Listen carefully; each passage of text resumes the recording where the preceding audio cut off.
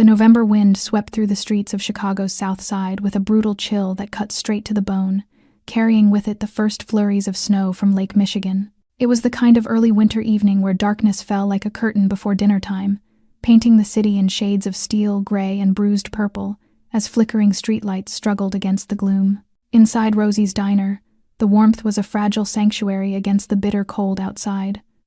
The small establishment sat on the corner of Halsted Street and 47th, a neighborhood fixture for over 35 years. Its cracked leather booths told stories of better days. The Formica counter was stained with decades of coffee rings, and the linoleum floor, once a cheerful pattern of yellow and white, had faded to a tired beige. But there was something honest about the place, something stubbornly real, that the gentrified cafes creeping into other parts of Chicago couldn't touch. Elena Carter moved between tables with the efficiency of someone who had learned that stopping meant thinking, and thinking meant drowning. Her chestnut hair was pulled back in a hasty ponytail, a few strands escaping to frame a face too thin, too pale, with shadows beneath her blue-gray eyes that no amount of sleep could erase. At 27, she looked older not from age, but from the kind of exhaustion that settles into your bones when you've been running on empty for too long. Her hands were rough and cracked from washing dishes, her sneakers held together with duct tape, and her uniform carried the ghost of stains that wouldn't come out no matter how hard she scrubbed. "More coffee, Mr. Kowalski?" she asked, approaching an elderly man hunched over the counter, his arthritic fingers wrapped around a chipped mug. "You're too good to us, Ellie," the old man replied, his Polish accent thick with warmth. "You remind me of my daughter." Elena smiled, a real smile that softened the weariness in her eyes and refilled his cup.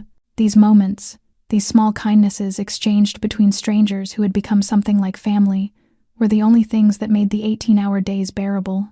But beneath her calm exterior, her mind was spiraling through calculations she'd been trying to outrun all week. Lily's asthma medication was due in 2 days, $340 she didn't have.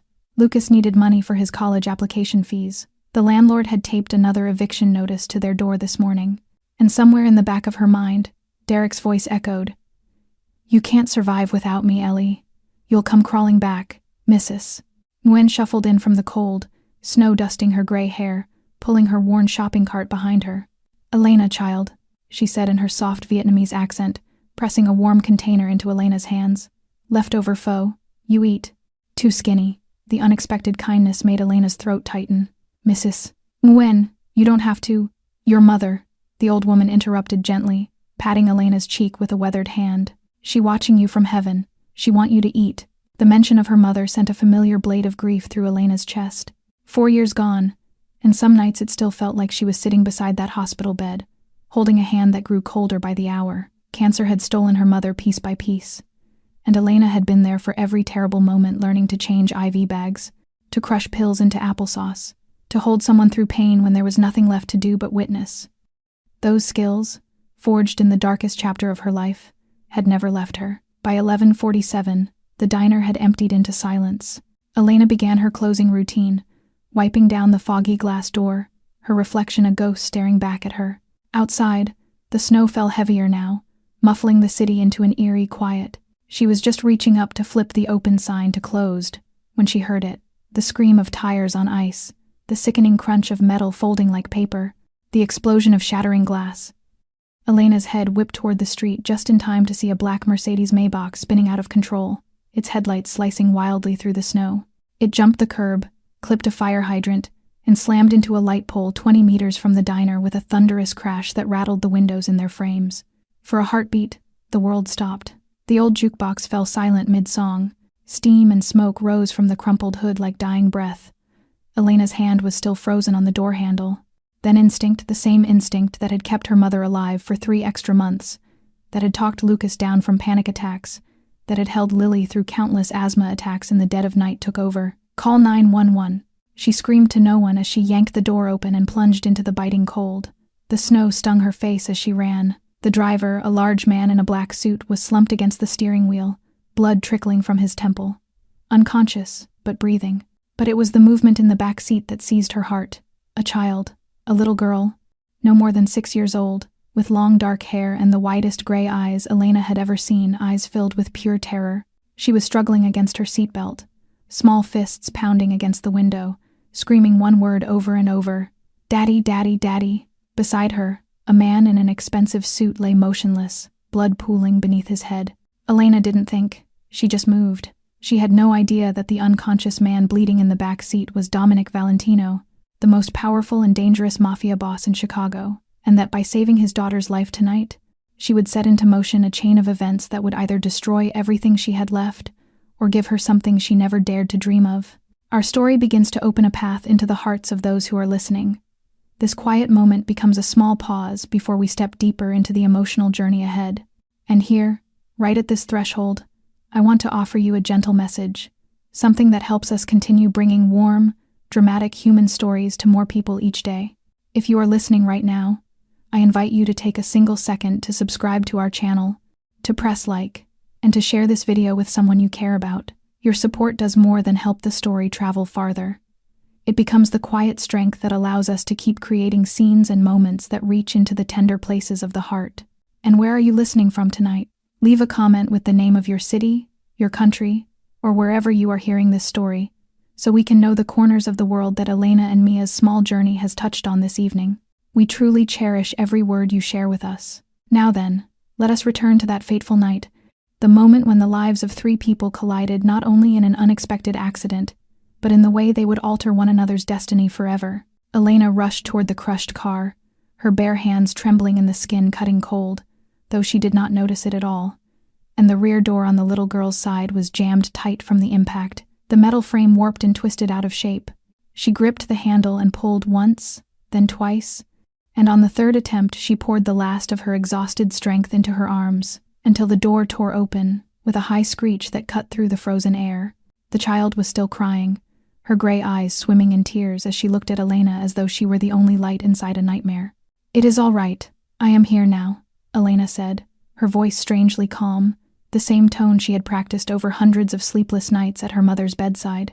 She reached in, her fingers searching for the latch of the seatbelt that held the small body in place, pressed firmly until it released, and the little girl immediately threw herself into Elena's arms, clinging as if letting go would cause the entire world to collapse. Elena held the child against her chest, feeling the violent tremors running through the tiny body, hearing the muffled sobs against her ear. "Daddy! Daddy will not wake up," the girl cried, her voice breaking. Elena looked toward the man, still slumped, motionless in the seat beside her, blood from the wound on his head seeping down the collar of his white vest and staining a wide patch red, and her heart tightened.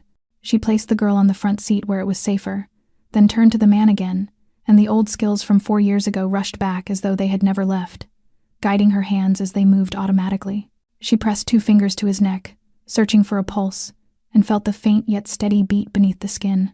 He was alive. The wound on his head was bleeding heavily, and she knew head wounds often looked worse than they were, but he still needed pressure immediately.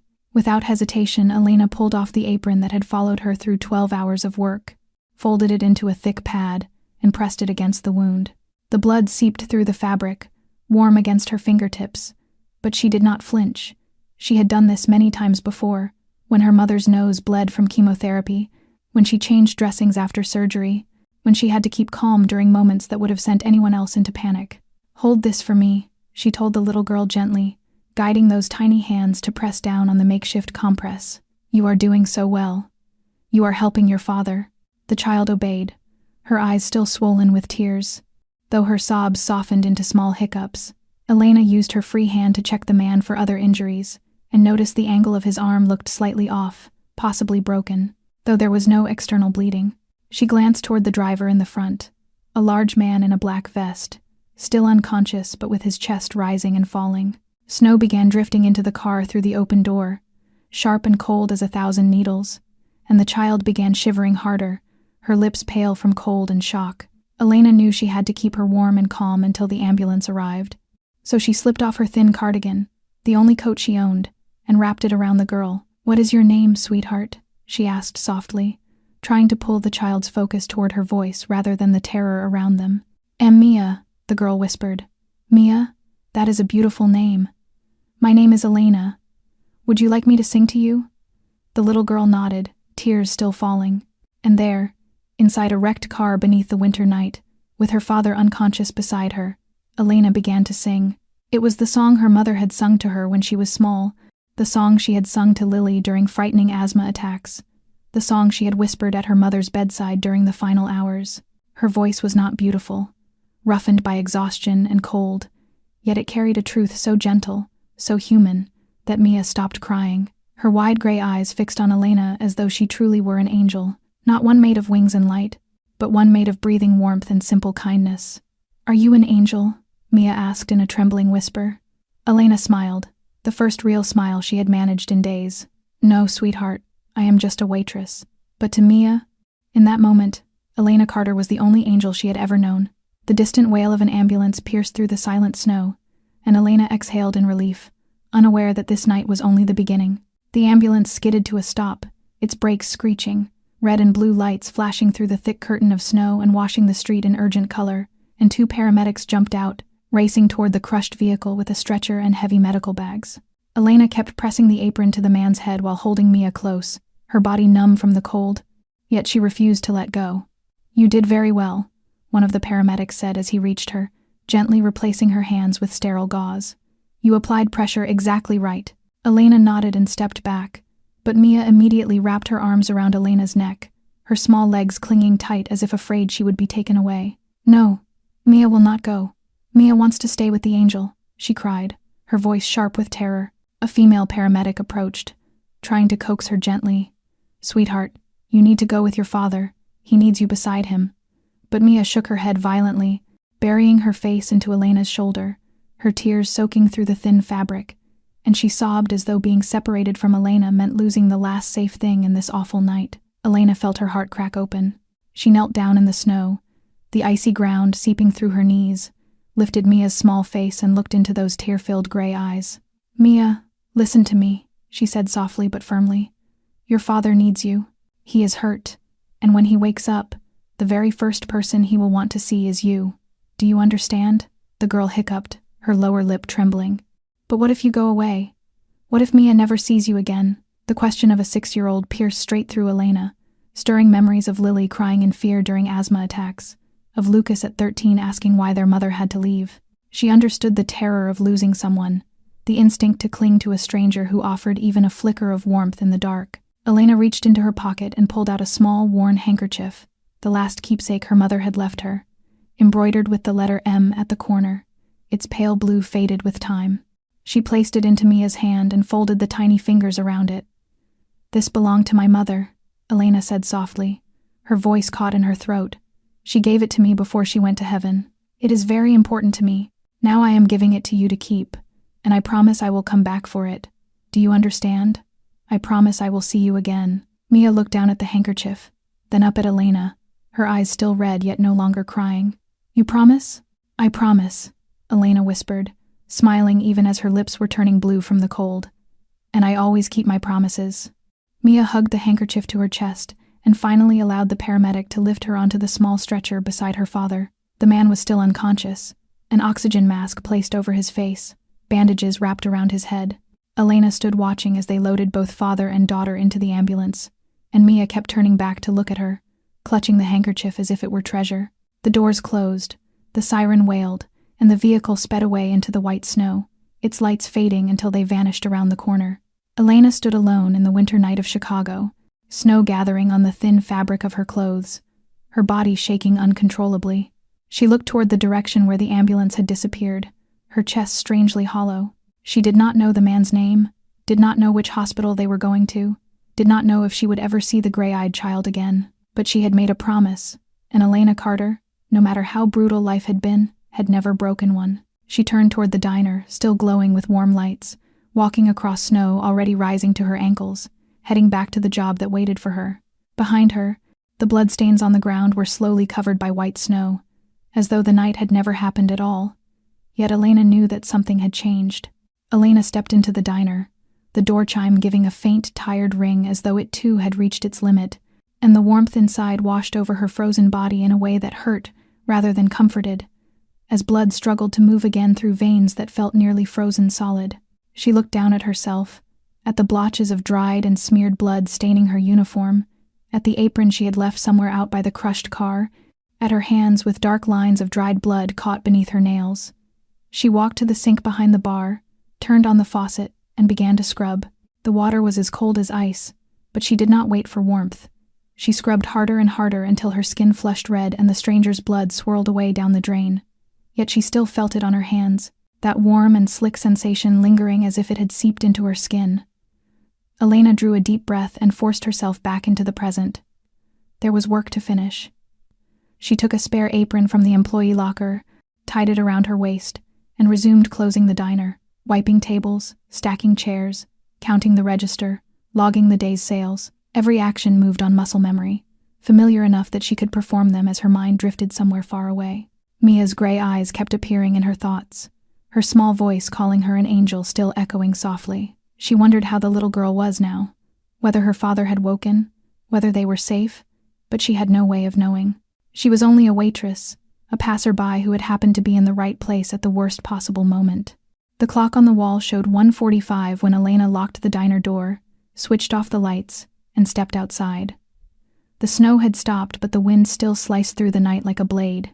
She had no coat, her only cardigan wrapped around Mia and likely lying somewhere in a hospital now. She crossed her arms tightly, lowered her head, and began the walk home. 15 minutes through the bitter wind, past empty dark streets and alleys she knew by heart, places where no one asked questions after 10 at night, and where the wail of police sirens served as a nightly lullaby. Elena had lived on the south side her whole life. She knew every crack in the sidewalks, every broken street lamp no one bothered to fix. Her apartment sat on the 4th floor of an old building that should have been demolished 10 years ago. The elevator long dead, the stairwell damp and dim, heavy with the smell of mildew.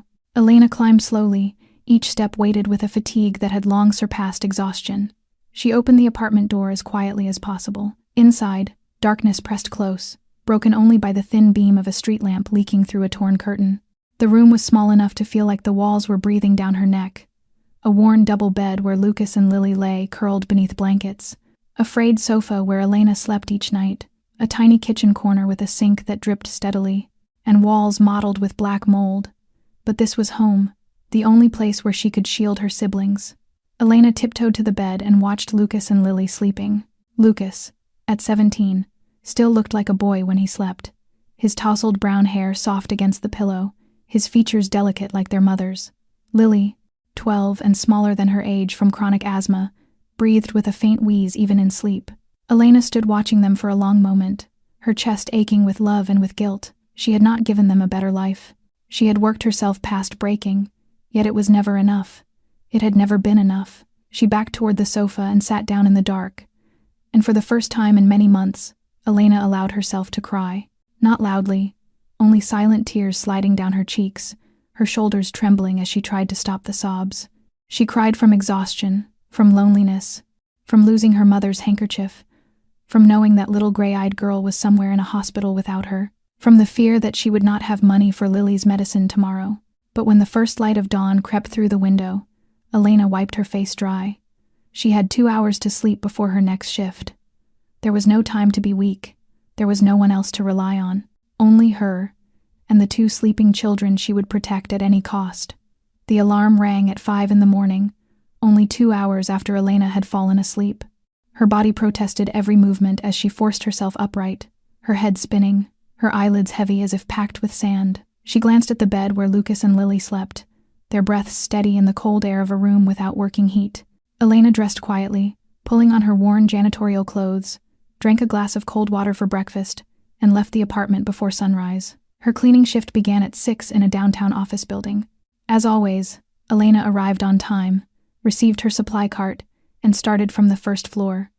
Every motion was heavier than usual, her hands trembling as she gripped the mop, her mind foggy beneath a curtain of fatigue. By the 5th floor, as she wiped down the conference room glass, the world suddenly tilted.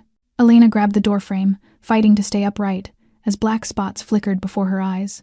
She sank to the floor, her head pressed between her knees, breathing slowly until the dizziness passed. Little food, little sleep. Her body was at its breaking point. But she did not have permission to collapse. She forced herself up, leaned against the wall briefly, and continued her shift. No one noticed, no one cared, and Elena preferred it that way. She did not need pity. Her shift ended at 10. Elena received her pay envelope, counted quickly in her head, $70, plus 43 from tips last night at the diner, still more than 200 short of Lily's medication. She tucked the money into her pocket and boarded the bus home, hoping for a short nap before her evening shift at Rosie's. But when Elena turned into the narrow alley leading to her building, she froze. Derek Shaw leaned against the wall by the entrance, a cigarette burning low between his lips, his cold blue eyes tracking her like prey. 3 years had passed and he had not changed. Still the neatly combed blonde hair, still the tall, strong frame that once made her feel safe before it became the weapon that terrorized her, still that smile she once loved and later learned to fear. "My Ellie," Derek said, flicking the cigarette to the ground and crushing it beneath his heel. "I knew you had the morning shift.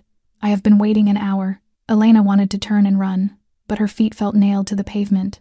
3 years ago, she had fled from him on a stormy night with Lucas and Lily, carrying only a bag of clothes and a few $100s. She had changed her number, moved 3 times, erased every trail. But Derek always found her. "I have nothing to say to you," Elena said, forcing her voice not to shake. "Whatever we had ended 3 years ago." Derek stepped closer, every stride pushing Elena backward until her spine hit the cold wall. He planted a hand beside her head and leaned in, his face inches from hers, the smell of smoke and whiskey filling her breath. "You do not get to decide when it ends," he murmured, his voice sweet in a way that chilled the air. "I told you. You cannot live without me. Look at you, thin as a twig, trapped in this dump, working yourself to death.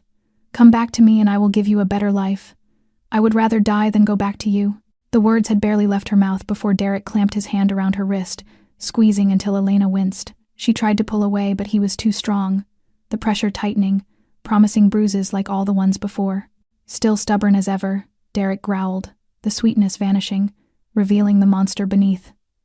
"I will teach you. Let go of my sister." Lucas's voice cut through the alley. Elena turned, her heart seizing as she saw her 17-year-old brother advancing, pale with fear and fury, his fists clenched as if ready to fight a man twice his size. "Lucas, go inside," Elena whispered. Derek looked at Lucas and laughed. "Kid is all grown now, huh? Trying to play hero for big sister." Lucas said nothing. He stepped closer, standing beside Elena, eyes locked on Derek. "I will call the police," Lucas said, raising his phone. "I recorded everything from the moment you grabbed her. One more step and this goes straight to the cops and online."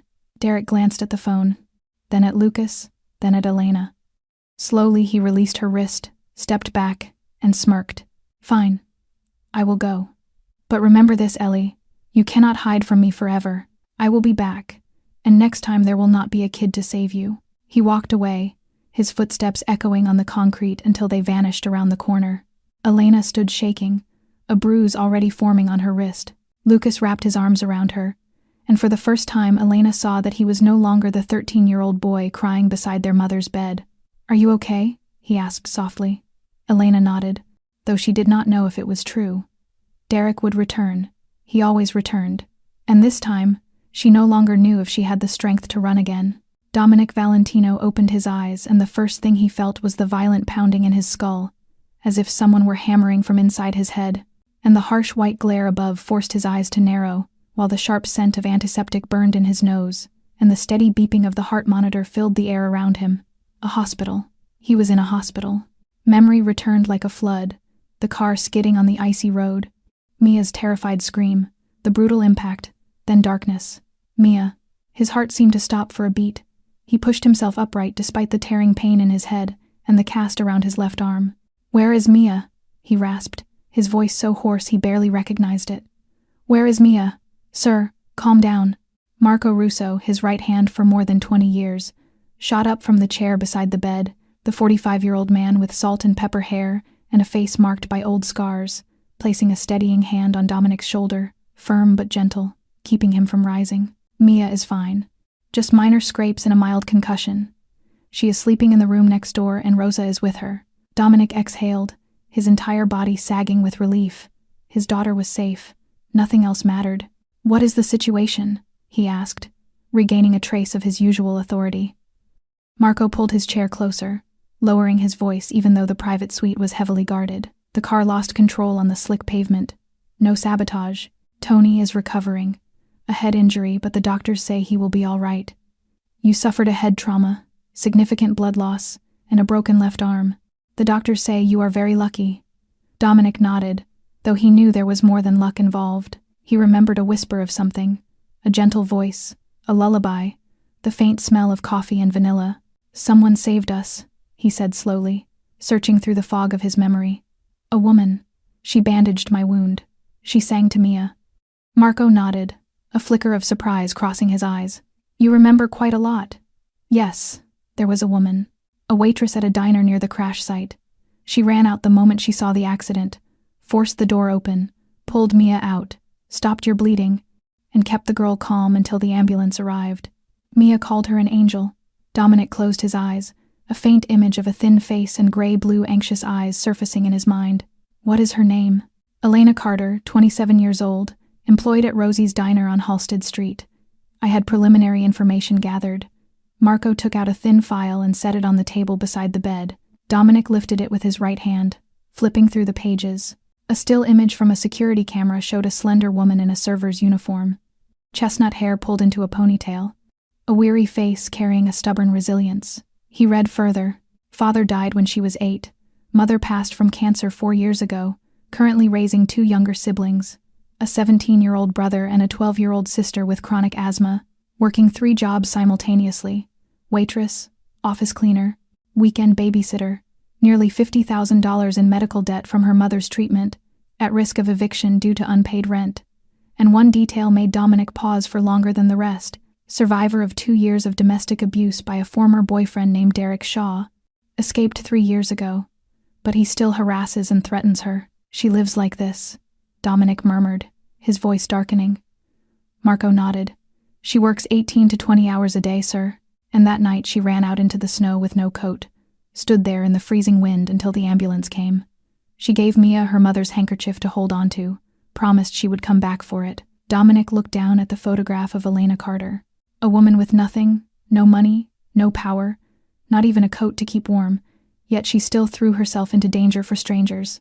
She did not know who he was, did not know he could give her anything she wanted. She simply did what was right. "I want to meet her," Dominic said, his voice no longer a request but a command. "And Marco, find everything about this Derek Shaw. I want to know it all." Marco rose. "Anything else, sir?" Dominic turned toward the window where dawn washed the Chicago skyline in soft pink light. "Prepare an appropriate gift. She saved the most precious thing I have. I owe her a life." 3 days passed since that fateful night, and Elena's life continued like a spinning wheel that never stopped. Morning shift cleaning offices, afternoon shift babysitting for the neighbor, evening shift at Rosie's Diner. She tried not to think about Derek and the cold gleam in his eyes when he promised to return. Tried not to think about the gray-eyed little girl holding her mother's handkerchief. Tried not to think about anything except putting one foot in front of the other. It was an ordinary Thursday evening at Rosie's, busier than usual because of the biting cold outside and the need for somewhere warm. Elena was carrying a tray to table 7 when the door chime rang and a rush of cold air swept in. She did not look back, too busy with her task. But she sensed something off when the entire diner fell silent. Not the peaceful kind of silence, but a tense, suffocating stillness, as if the air had been drained from the room. Elena set the tray down and turned, and she saw them. 3 men stood at the entrance. 2 in black suits, statuesque, expressionless, and between them stood a tall man with black hair streaked with silver at the temples, a sharply angled face with a thin scar above his left eyebrow, his left arm concealed in a cast beneath an expensive cashmere coat. But what made Elena freeze were his eyes, gray like a storm gathering over the horizon, cold yet unfathomably deep, the very eyes she had seen 3 nights earlier on the face of a crying 6-year-old girl. "Mr. Kowalski, a regular at the bar, shot up so quickly he nearly spilled his coffee. "Dominic Valentino," he whispered, his voice trembling, then dropped cash on the counter and rushed out the back door as if the diner were on fire. Other customers stirred in fear, some pushing money onto tables, some lowering their heads, some whispering his name with panic. Elena did not understand. She had never heard of Dominic Valentino, never knew why people reacted with such terror. She only knew those eyes matched Mia's, and that meant he was the man whose wound she had pressed in the falling snow. He stepped toward her with a confident, commanding stride, as though the world itself belonged to him. Tony, the diner's cook, burst out from the kitchen, his face pale. "Mr. Valentino, how can we help you?" he stammered, but Dominic did not even glance at him. His gray eyes were fixed solely on Elena, piercing as if reading every thought she tried to hide. "You are Elena Carter?" he asked, though it sounded more like certainty than a question. Elena swallowed and nodded. Yes. How can I help you? Dominic stopped in front of her, close enough that she caught the faint scent of expensive cologne mixed with something sharper, the scent of power and danger. You saved my daughter, he said, his voice cold yet carrying something else beneath it. You ran into the snow without a coat, without hesitation. You kept Mia calm. You tended my wound. You promised my daughter she would see you again. Elena blinked, her heart pounding. Is Mia all right? Was she badly hurt? A flicker of surprise crossed Dominic's eyes as though he had not expected her first words to be about Mia's well-being. Mia is fine, thanks to you. She still keeps the handkerchief you gave her, sleeps with it every night, and will not stop asking when she can see her angel again. Elena felt a warmth rise in her chest. I am glad she is well. She was very brave that night. You were the brave one, Miss Carter. Dominic reached into his coat and pulled out a thick envelope. I came to thank you and to repay what I owe. Inside are $50,000 in cash. If you need more, anything at all, a new home, a better job, a car, just say the word. I will make it happen. Elena looked at the envelope, then into the gray eyes waiting for her reaction. $50,000. Enough to clear her mother's medical debt, enough to buy Lily's medication for years, enough to send Lucas to college, enough to change the course of their lives entirely. But something within her refused. Perhaps it was pride. Perhaps the hard lesson Derek had carved into her that nothing in life comes without a price. Or perhaps she simply did not want to owe anything to a man who could make an entire diner tremble. Thank you, sir, Elena said, her voice steady though her heart raced. But I cannot accept it. I did not save Mia for a reward. I did it because it was the right thing to do. And for the first time in his life, Dominic Valentino, the most powerful mafia boss in Chicago, the man no one dared refuse, found himself without an answer.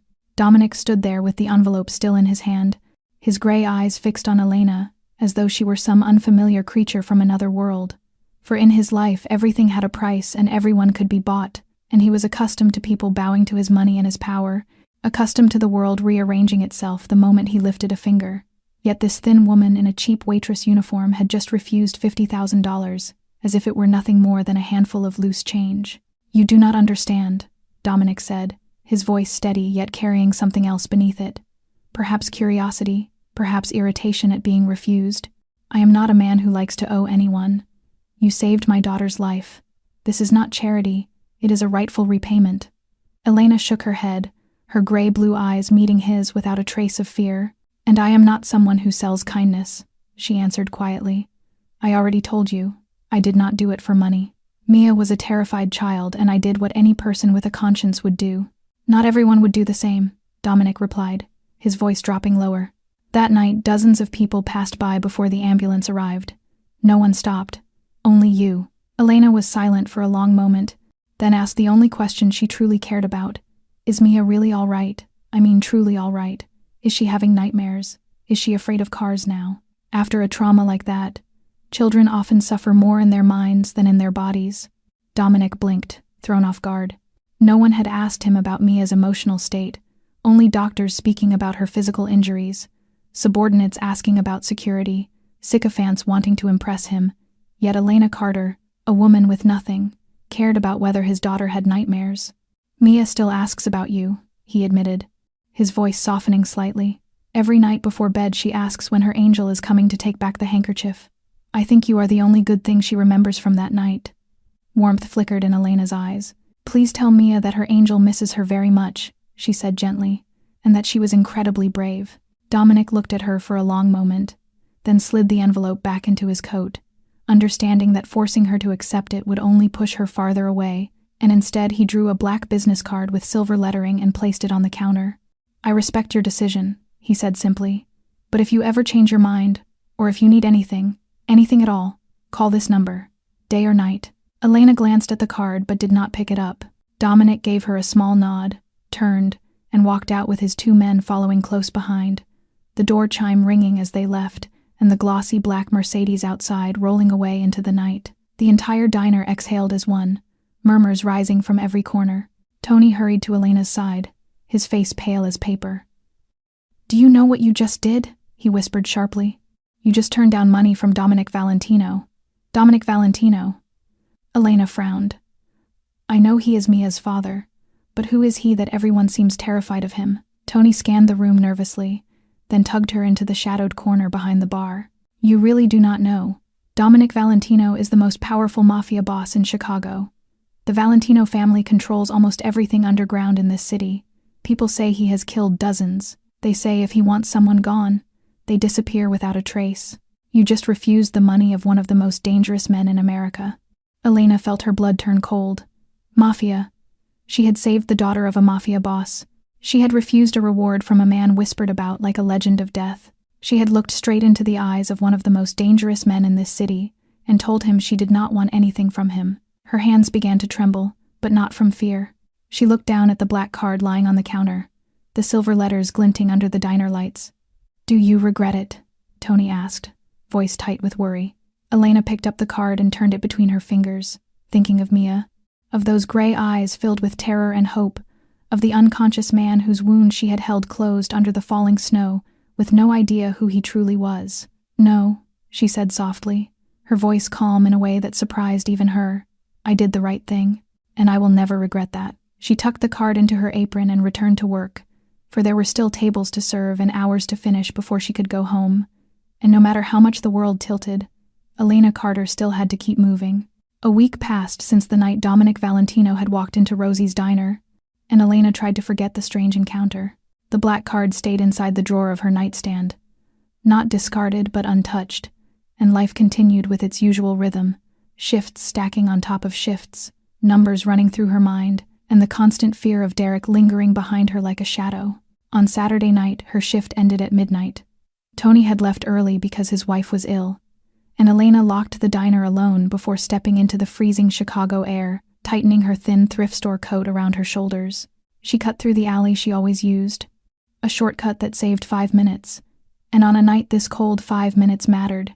She was halfway through when a figure stepped out from the darkness, blocking her path. Elena froze, her heart plummeting as she recognized the familiar face in the weak street lamp glow. Derek Shaw stood there, eyes bloodshot with alcohol, a crooked grin twisting his mouth. I told you, he slurred. You cannot run from me forever. Elena spun to flee, but she barely moved before Derek lunged, grabbing her hair and yanking her backward. She screamed in pain, clawing at his arm, but he was far stronger.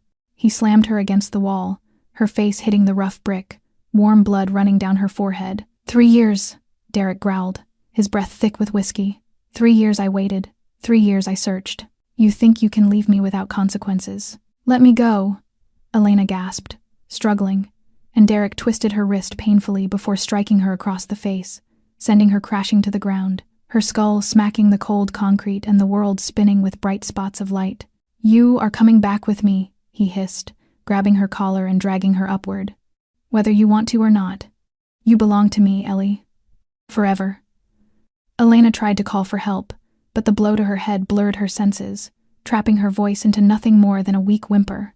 She thought of Lucas and Lily, thought of what would happen to them if she disappeared, and tears slid down her cheeks, mingling with the blood on her skin.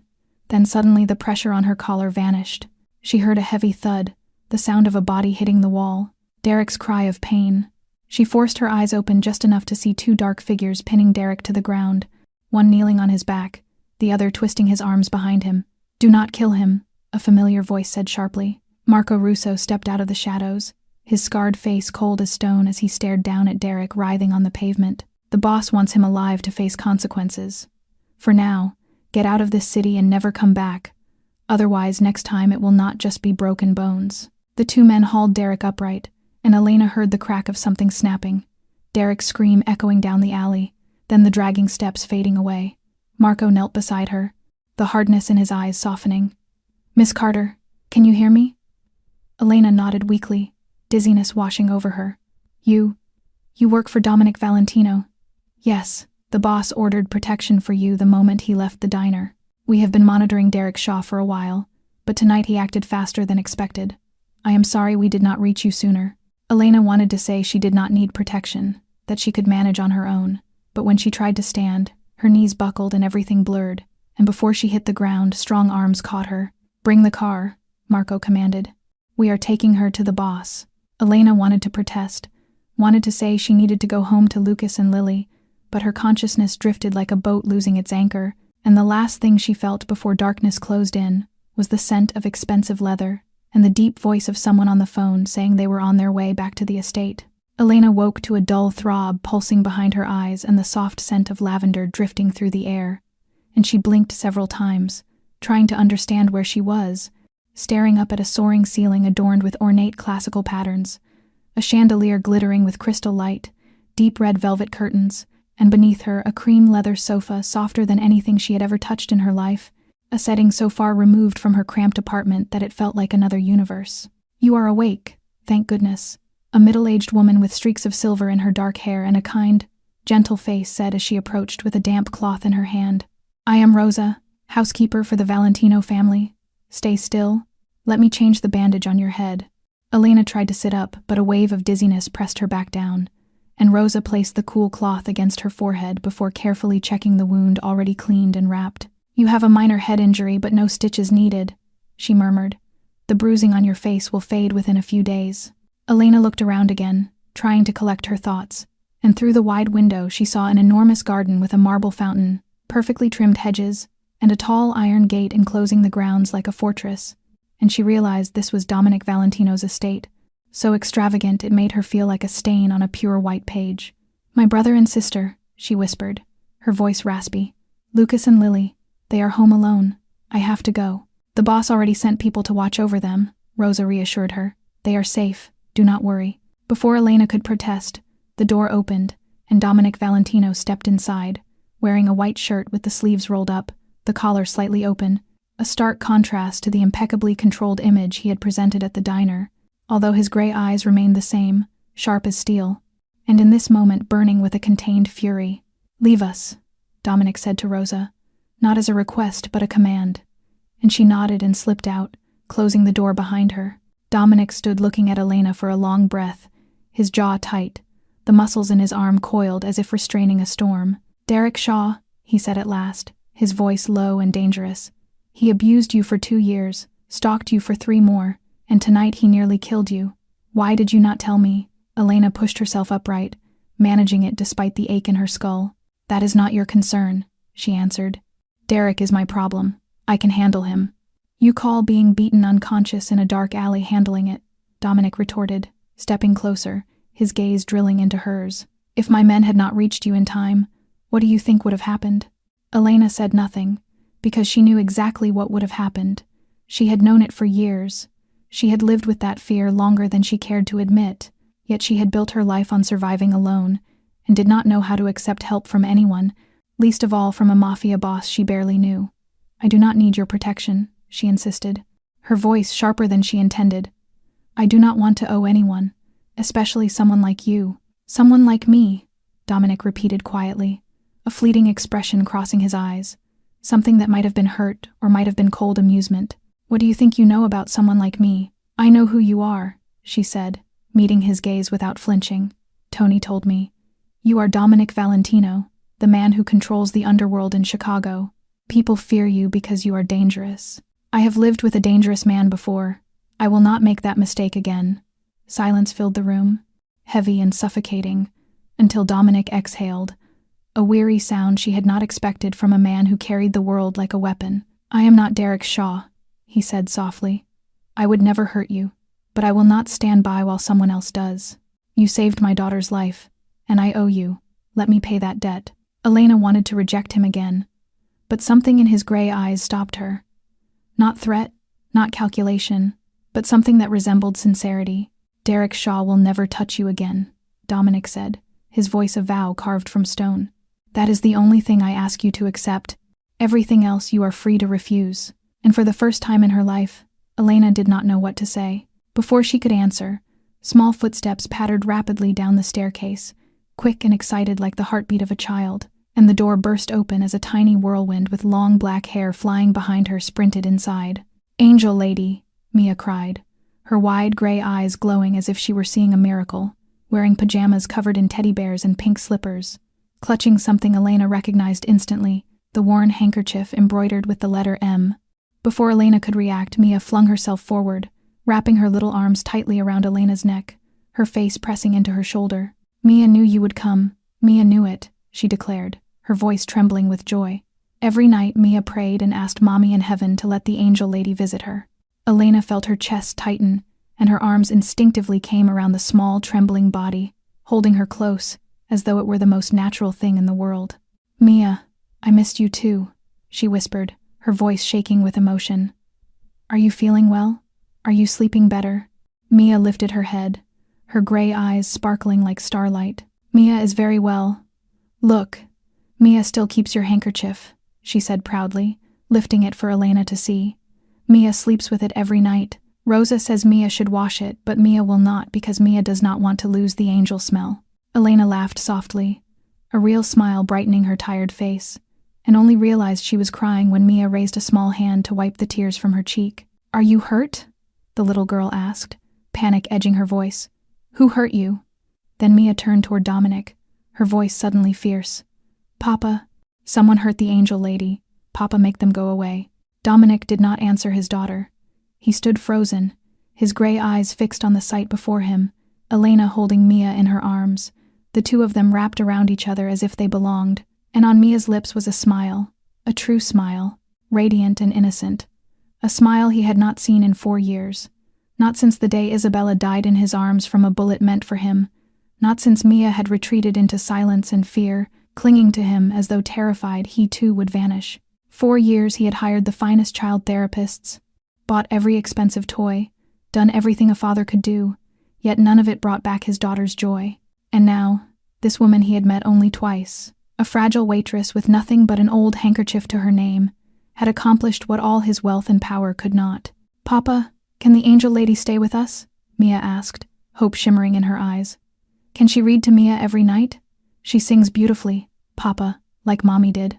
Something inside Dominic cracked, perhaps the wall he had built around his heart, perhaps the grief he had buried since Isabella's death, and he looked at Elena, this slender woman with a bandage on her head and a bruise on her cheek, meeting his gaze with wary blue-gray eyes that softened only when they drifted to Mia, and in that moment Dominic understood that she was not Isabella, she was not anyone he had ever known, yet she had made his daughter smile, and for a man like Dominic Valentino, that was more precious than anything on earth. Rosa led Mia back to her bedroom after the little girl yawned, and her eyes began to flutter shut even as she struggled to stay awake to be near her angel lady a little longer, and Elena promised she would see Mia again, knowing this time it was not an empty promise. Watching the small figure disappear behind the door with a warmth blooming in her chest, she had forgotten how to feel, but the quiet moment did not last long, because Marco strode into the room, his scarred face tighter than usual, his eyes immediately seeking Dominic and signaling that something serious needed to be said in private. "Say it," Dominic instructed without moving from where he stood. "Miss Carter should hear this as well." Marco hesitated for a heartbeat, then nodded. "Bad news, sir. The Moreno family has learned about Miss Carter." Elena saw Dominic's entire body tense, his gray eyes darkening like a storm rolling across the sky. And although she did not yet understand the details, her instincts sharpened by years of hardship told her this was no trivial matter. "How did they find out?" Dominic asked, his voice frigid. "We are still investigating," Marco replied, "but it appears someone at the hospital talked, and word spread that a woman saved the life of Dominic Valentino's daughter, and Victor Moreno took a particular interest in that piece of information." Marco cast an apologetic glance at Elena. He has already had people look into her. He knows where she lives, where she works, and he knows about her siblings. Elena felt her blood freeze. "Who is Victor Moreno?" she asked, though she kept her voice steady despite the pounding of her heart. Dominic turned to her with an expression that held something close to regret. "Victor Moreno is the head of the Moreno Mafia family, the greatest enemy my family has. Our families have fought over territory in Chicago for 20 years. He is the one who ordered the killing of my wife 4 years ago." The final words stunned Elena into silence as she remembered hearing that Dominic was a widower and that Mia had lost her mother. She had not imagined that death to be tied to this brutal world. "What does he want with me?" Elena asked, though she already knew before Marco spoke. "He wants to use you as leverage against the boss," Marco said grimly. "He knows you matter to Mia, and Mia is the boss's only weakness, and he will use you as a pawn, kidnap you or threaten you to force concessions during upcoming territory negotiations." Elena rose to her feet, the dizziness nearly gone but her mind spinning for an entirely different reason. "I am just a waitress. I have nothing to do with any of this. Why would they target me?" "Because you saved Mia," Dominic said, his voice heavy. In this world that is enough to make you a target. Anyone connected to me becomes prey in the eyes of my enemies, which is why I have no friends and no family besides Mia, which is why I tried to keep you at a distance." Elena let out a bitter breath. "Yet you watched me, sent people after me, brought me here. Because I had no choice," Dominic snapped, his self-control cracking for the first time. "You think I want to drag you into this chaos? You think I want to watch one more innocent person hurt because of me?" The room fell into a strained quiet, and Elena looked at the man before her, the feared Mafia boss, and saw not ruthlessness but the sorrow of someone who had lost too much. "So what now?" she asked, calmer than she felt. "Now," Dominic said, "you cannot go back to your old life. Not until I deal with Victor Moreno. You and your siblings need protection, and the safest place for you is here with me." Elena wanted to argue, wanted to say she could handle herself, but she thought of Lucas and Lily and the danger that might reach them because she had been in the wrong place at the wrong time. She had risked her life to save one child, and now had to face the consequences. "I need to see my brother and sister," she said finally. "I need to explain." 3 days after the night at the Valentino estate, Elena returned to her routine as if nothing had happened, refusing Dominic's offer to stay, refusing the security team he wanted to assign her, refusing everything except one condition. She allowed Dominic's men to inspect her apartment and install new locks, the furthest extent her pride could tolerate. Lucas asked why strangers had come, why she had bruises on her face, and she lied, saying she had fallen and that the men were building maintenance workers, though she saw in his doubtful eyes that he did not believe her but chose not to press, having long grown used to Elena hiding truths to shield her siblings and resenting it even as he accepted it. Life continued, shift after shift, while Elena tried to ignore Dominic's warnings about Victor Moreno, telling herself she was ordinary and no one would bother kidnapping her, that Dominic exaggerated the danger, yet she could not shake the prickling on the back of her neck on the street, nor ignore the unfamiliar black car parked near the diner, nor forget the man smoking across from her building each morning. On Wednesday afternoon, Elena finished her office cleaning shift early because Lily had a medical appointment, and she was walking briskly through familiar streets, thinking about medicine costs and unpaid bills, when a black van screeched to a stop beside her, the door sliding open as 2 men jumped out with such speed that Elena barely had time to inhale. One grabbed her arm, the other pressed a cloth reeking of chemicals over her mouth, and she struggled desperately, kicking, clawing, biting, but the men were too strong, too practiced, dragging her toward the yawning black doorway of the van that felt like the mouth of a beast. The world blurred under the assault of the chemical fumes, and Elena's mind raced to Lucas and Lily, to the terror of what would happen to them if she vanished, who would buy Lily's medication, who would help Lucas reach college, and tears streamed down her cheeks not for herself but for the ones she loved. Then suddenly the pressure on her body vanished. Gunshots cracked through the air, shouts erupted, bones snapped. Someone called her name, and Elena collapsed onto the pavement, her vision swimming as she forced her eyes open. The 2 kidnappers were on the ground, one shot in the leg, the other pinned beneath a massive man Elena recognized as one of Dominic's men, while the van peeled away, abandoning them, and standing in the center of the chaos, gray eyes blazing with worry she had never imagined on his cold face, was Dominic Valentino. "Elena," he called, kneeling beside her, lifting her head with strong hands, checking her for injuries. "Can you hear me? Are you hurt?" Elena nodded weakly as her lungs fought to clear the chemical fumes. I am fine," she whispered hoarsely. "Lucas, Lily, safe," Dominic answered immediately. "My men are with them." And he exhaled, though rage still burned behind his eyes. "I told you, Moreno does not play games. He will not stop until he gets what he wants." Elena closed her eyes as tears slid down her temples, realizing how foolish she had been, thinking she could protect herself as always. But this was not Derek or alleyway bullies. This was the Mafia, trained killers, and she had never stood a chance alone. "I am sorry," she whispered through trembling breath. "I was wrong. I did not want to involve you, but I cannot let Lucas and Lily be in danger. Please, please help me protect them. I will do anything."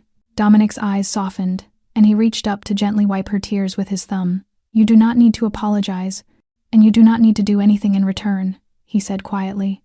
"I will protect you and your siblings, not because you owe me, but because—" He paused, searching for the right words. "Because it is the right thing to do." Elena looked into his eyes, and for the first time since her mother died, she felt herself trusting a man. "Thank you," she whispered. Dominic nodded, then lifted her into his arms as though she weighed nothing. "Let us go home," he said, and Elena did not know why, but when he said the word home, it felt like a promise.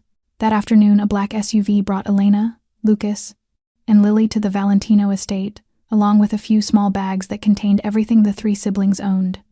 And Lucas sat in silence the entire ride, his brown eyes fixed on the window with attention he could not hide, because he had listened to Elena explain the entire story, the accident, Dominic Valentino, the threat from the Moreno family, the attempted abduction earlier that day, and he had wanted to shout that his sister had lost her mind by involving herself with the Mafia, that they should run away to another city instead of walking willingly into the lion's den. But then he looked at Lily beside him, her eyes bright with excitement as the car approached the gates of the lavish estate, and he swallowed every objection, because Lily needed expensive medication each month. Lily needed a warm, safe place to live. Lily needed to be protected, and if staying near a Mafia boss could give her that, then Lucas would accept it even if he hated every part of this. The guest house of the Valentino estate was larger than their old apartment by at least 5 times, with 2 floors, 3 bedrooms, a spacious living room with a real fireplace, a fully equipped kitchen, and a small private garden looking out onto the main estate grounds. And Lily ran from room to room like a freed bird, squealing with delight at the sight of the bathtub, the large bed with white duvets, the refrigerator full of food, while Elena stood in the living room unsure of what to feel because she had grown used to moldy, cramped spaces, to sleeping on a frayed sofa, to counting every coin before buying groceries, and all this luxury felt wrong on her shoulders like clothing that belonged to someone else. Rosa appeared in the doorway with a warm smile carrying a tray of fresh cookies and hot chocolate, welcoming them with her honey-toned Mexican voice, urging them to treat this place as home and to ask her for anything they might need. And Lily immediately ran to her, eyes wide as she inhaled the scent of the cookies, while Rosa gently scolded Elena for being too thin and assured her no one in this house would ever go hungry. Before Elena could respond, Mia came running in, gray eyes sparkling the moment she saw Elena, shouting, "Angel Lady," as she flung herself into Elena's arms, before spotting Lily and tilting her head curiously at the girl only a few years older than she was. Lily introduced herself with a beaming smile and told Mia that Elena had told her many things about her, and Mia turned to Elena with astonishment and delight, asking if it was true, and when Elena nodded, the 2 children began chatting as if they had known each other forever. Running outside to the garden hand in hand, Rosa watched them with gentle affection and explained that Mia had not played with another child since Isabella died, that she kept to herself and only spoke to Dominic or Rosa, and Elena watched Mia laughing in the flowers with Lily and felt something warm unfurl inside her chest, something like hope. Lucas stood beside her, still wary but less tense now that Lily was smiling, and he whispered that he did not trust Dominic but would stay for Lily and for Elena, and Elena squeezed his hand gratefully before Rosa invited them to dinner with Dominic and Mia, and bustled off to prepare lasagna. That night, Elena could not sleep despite the softest bed she had ever felt, and the warm fire glowing in the corner, because her mind kept returning to the attempted kidnapping, the cold eyes of the attackers, the chemical-soaked cloth over her mouth, and the terrifying truth of what would have happened if Dominic had not arrived in time. And she lay awake until 2 in the morning before slipping quietly outside. The garden was lit by small, hidden lamps casting a fairy-tale glow across the stone path, and Elena walked among the flowers until she stopped at the marble fountain, sitting on a cold stone bench as she looked at the star-filled sky, only then realizing she was not alone. Dominic stood beneath an old maple tree with a glass of wine in his hand, his gray eyes fixed on some distant memory, dressed in a white shirt with the collar undone and sleeves rolled up, looking nothing like the cold, untouchable figure she had seen before, but instead, like a man haunted by ghosts. She approached slowly, and he spoke without turning, asking if she could not sleep either, and she admitted her mind was too full, and he nodded, saying he understood because he had not slept through a night since Isabella died. The name hung heavy between them until he began to speak again, telling her he had met his wife when he was 25, that she had been the daughter of a lawyer with no ties to his world, beautiful, intelligent, stubborn enough to stay by his side despite the danger, believing love was worth the risk, and he said with a breaking voice that she had been right, because she had risked her life for him. He told Elena how Isabella had died shielding him from a bullet meant for his head during an ambush ordered by Victor Moreno, how she died in his arms in front of a 2-year-old Mia, and Elena placed a gentle hand on his arm because she could not bear the pain she heard in his voice. Then she told her own story, of losing her mother to cancer, of fighting every day and every night to give her one more hour, one more breath, yet still losing her, and afterward falling into the arms of Derek at her weakest, believing his empty promises until he turned into a violent captor, controlling and isolating her until she finally escaped one rainy night with 2 siblings and a few $100s. They fell silent then, 2 people from opposite worlds tied together by wounds no one else could see, and Dominic told her she was stronger than she believed, that she had endured and survived and still managed to love, and she told him he was a good father who carried unimaginable guilt but never stopped protecting Mia. He reached out his hand then, and she let him take hers, and they stood together in the cold, quiet night, fingers intertwined, and for the first time in a very long time neither of them felt alone. 2 weeks had passed since the quiet night in the garden, and life inside the Valentino estate had begun to settle into a rhythm Elena never expected to grow familiar with, because although she continued working at Rosie's diner, there was now a car sent to fetch her and security assigned to walk her in and out. Lucas had started adapting to the new home, spending most of his time in the estate library preparing for college entrance exams, and Lily and Mia had become inseparable, sharing every childish secret and playing together from dawn to dusk.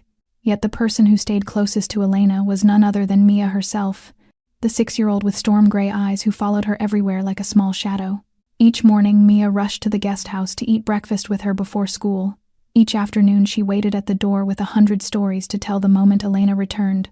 And each night she refused to sleep, unless Elena read to her and sang the lullaby her mother once sang, curling into Elena's lap with her soft, dark hair smelling faintly of children's shampoo, and her small fingers clinging to Elena's sleeve as if afraid she might disappear.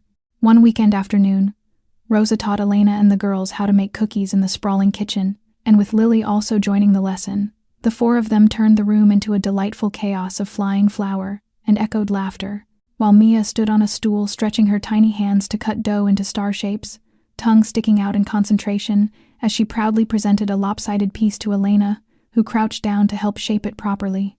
Then Mia spoke of her mother, saying Rosa had told her she used to bake with her, and that her mother now watched her from the sky, before lifting her gaze and telling Elena in the most innocent, earnest voice that she now had Ellie.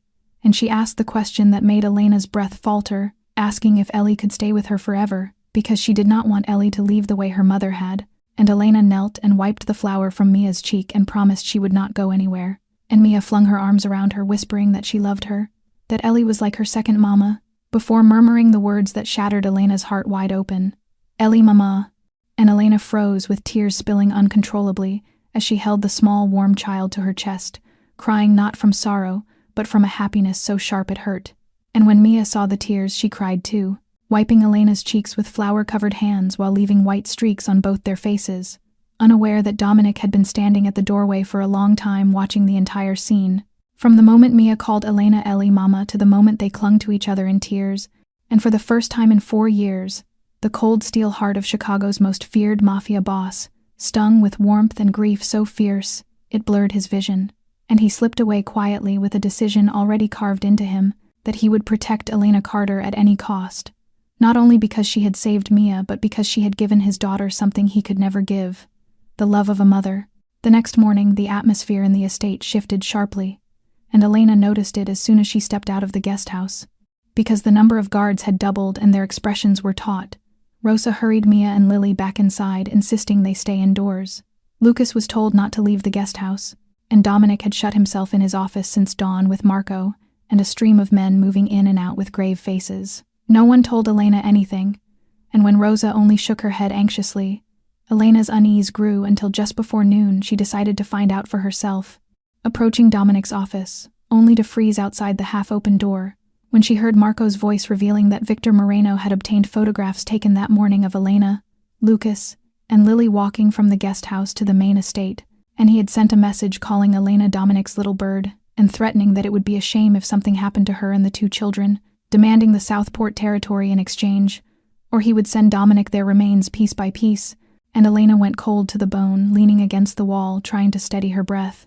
Inside the room, Dominic's voice cut like ice as he ordered an end to the matter, saying Moreno had killed his wife 4 years earlier and now threatened the one person Mia loved, and that the time had come to finish it.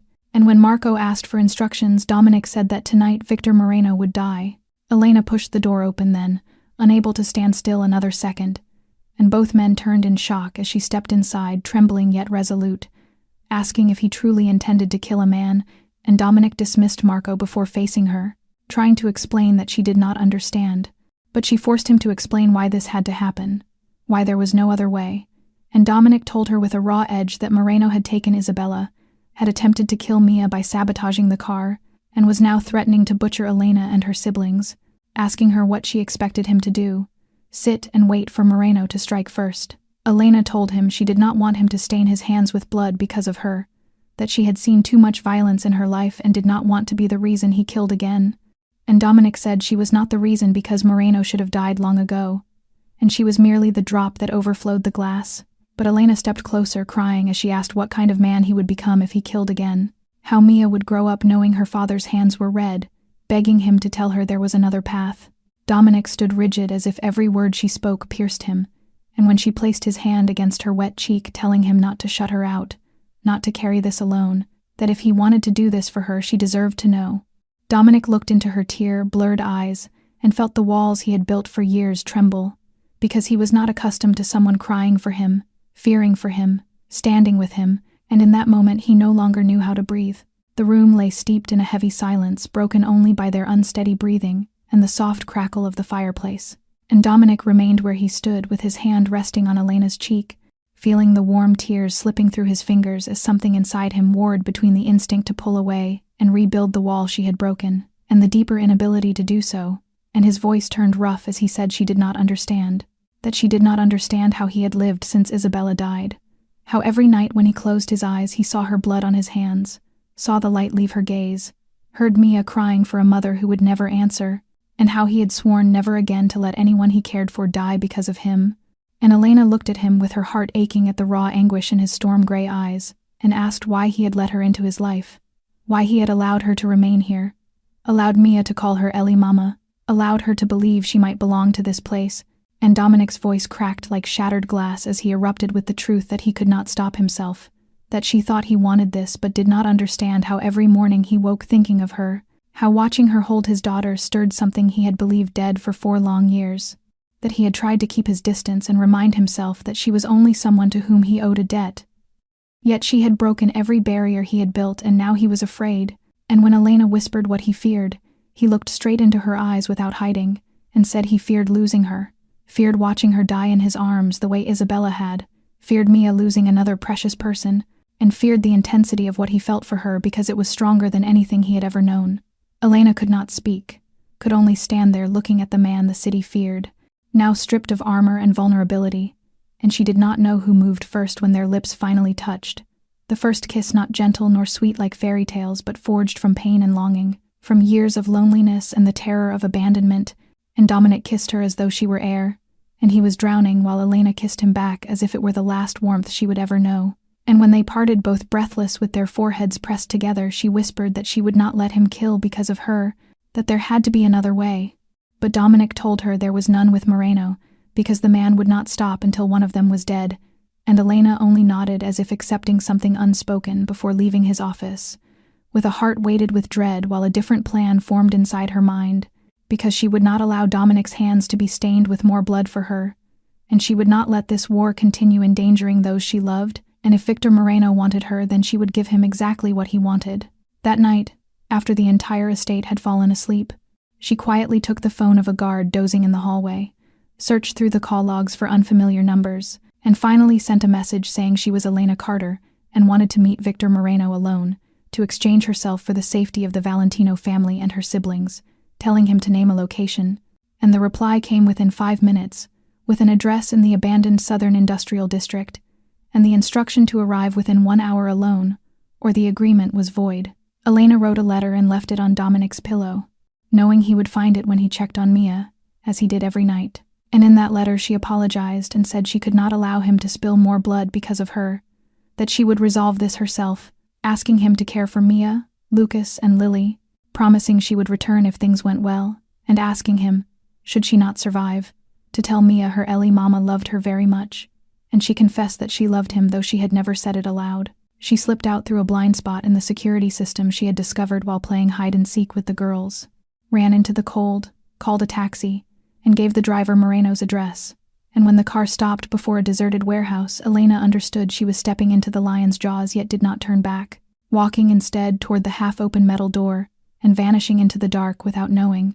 2 shadows stepped out behind her to intercept the taxi, or that the entire meeting was a trap, with no intention from Moreno to honor any bargain.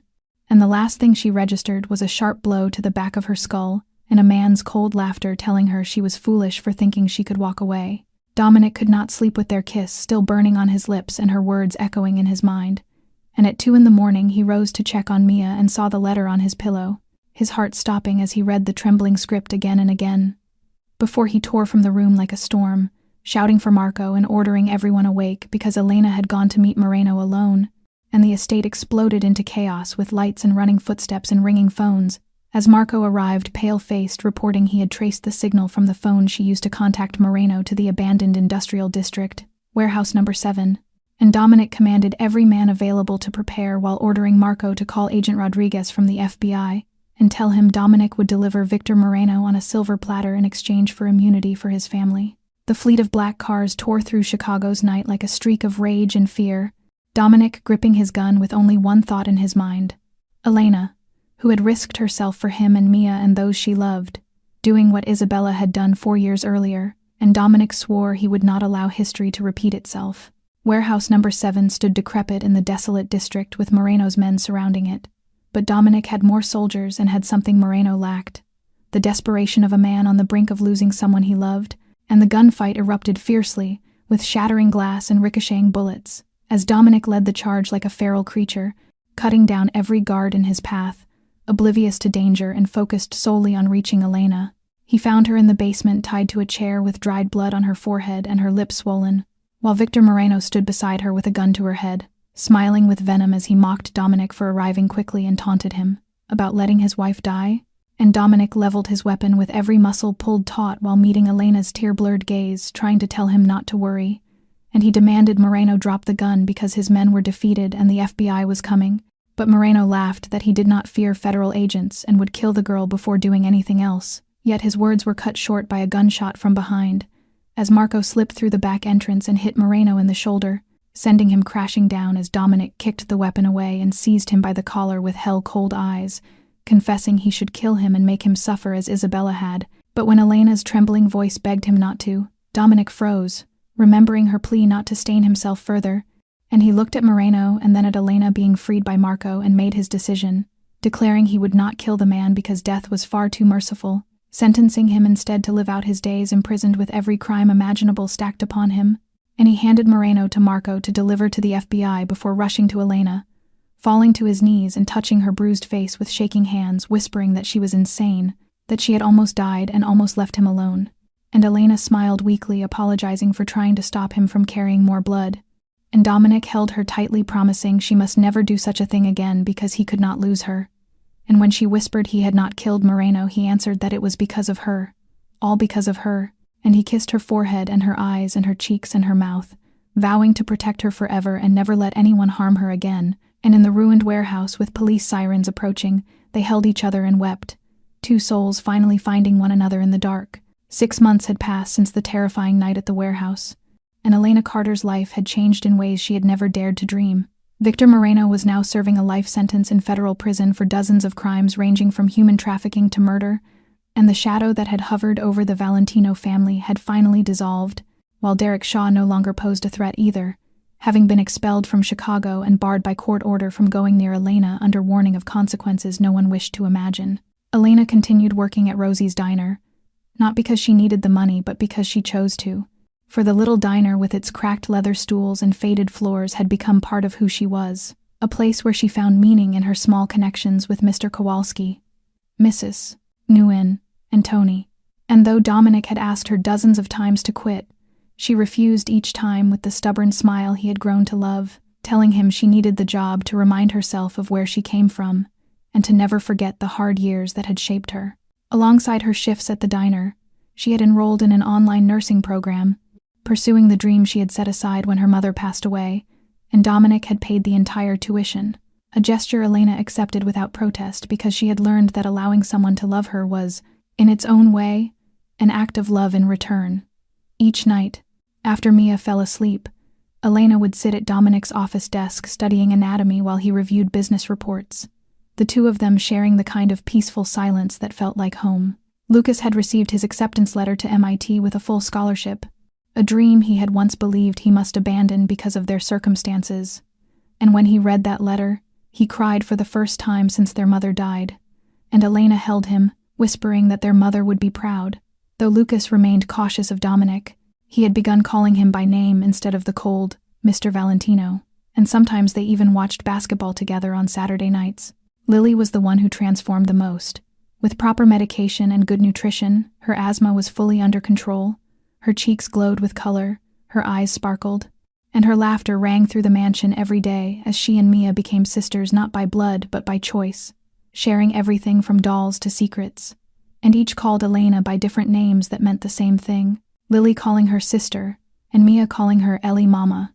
On the first warm spring weekend afternoon, as tulips bloomed in the garden and sunlight washed the estate in gold, Elena sat on the stone bench beside the fountain watching the people she loved gathered around her.